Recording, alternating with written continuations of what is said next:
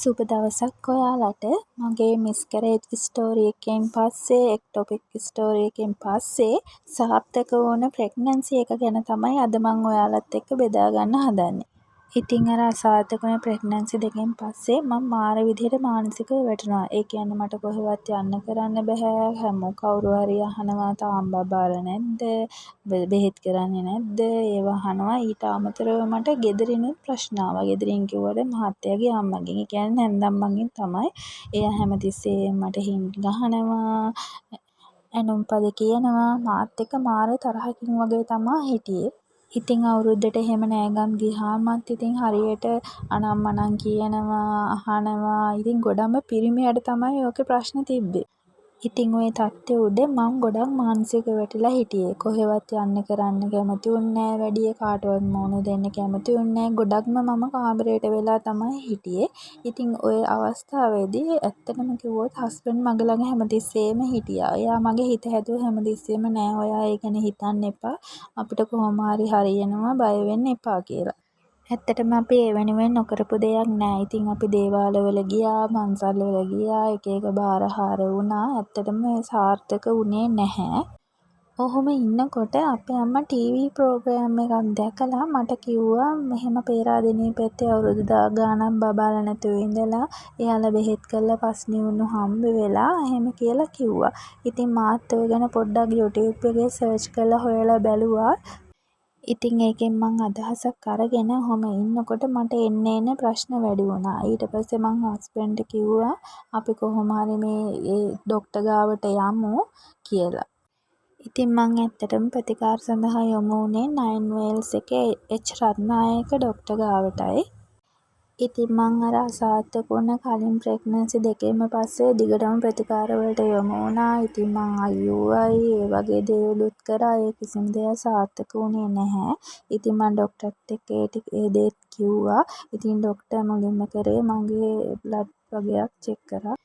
ඉතින් මගේ අර කලින් එක්ටොපික් ප්‍රෙග්නන්සියේදී වම් පැත්තේ නාලය අයින් කරපු නිසා ඩොක්ටර් කිව්වා මේ පොඩ්ඩක් අර නෝමලි try කරන්න අමාරුයි. ඒක නිසා අපි IVF ප්‍රතිකාරයක් සඳහා යමු කියලා. ඉතින් මාත් ඒකට කැමති වුණා. ඉතින් ඩොක්ටර් මගේ බ්ලඩ් වගයක් අරගෙන චෙක් කරලා බලලා මගේ ට්‍රීට්මන්ට් පටන් ගත්තා. ඉතින් සතියට දවස් 2ක් විතර වගේ මම ඩොක්ටර් ගාවට ගියා. ඩොක්ටර් කියන දවසට අපි අනිවාර්යෙන් යන්න ඕනේ.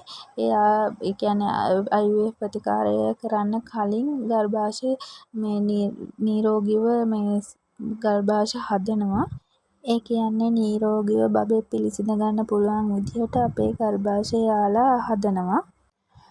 ඊට පස්සේ ඒගොල්ලෝ ඩිම්බ මෝරන්න බෙහෙත් දීලා ඊට පස්සේ ඒවා මේරුවට පස්සේ ඩිම්බ ඒගොල්ලෝ ගන්න දවසක් අපිට දෙනවා. ඩිම්බ අරගෙන ඒගොල්ලෝ හස්බන්ඩ්ගේ ස්පර්ම් සමග එකතු කරලා මේ ලැබ් එකක් ඇතුලේ ඒගොල්ලෝ කල්ලා හදනවා.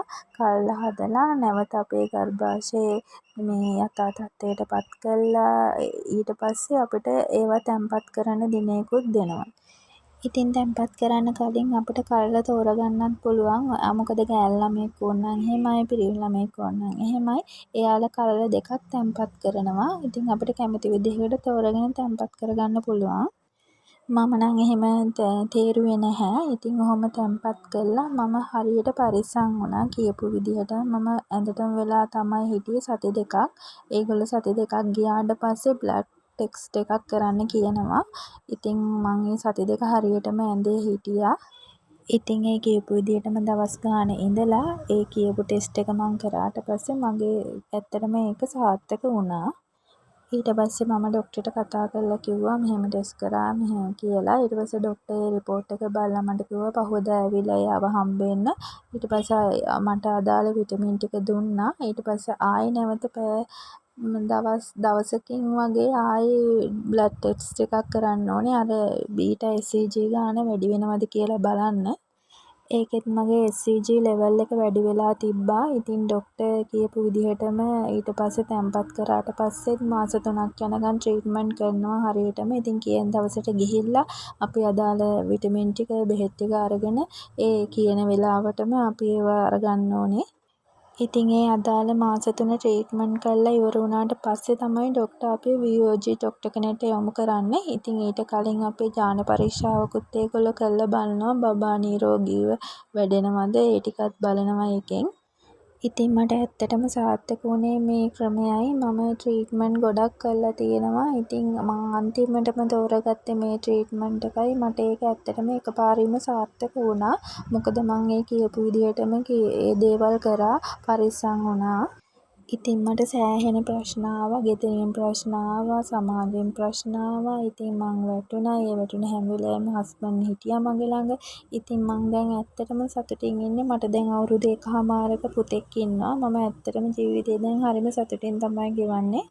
ඉතින් මම ඔයාලටත් කියන්නේ උත්සාහය අත්හරින්න එපා. වැටෙන්න උත්සාහ කරන්න. කවදම හරි අපිට හරියන දවසක් එනවා.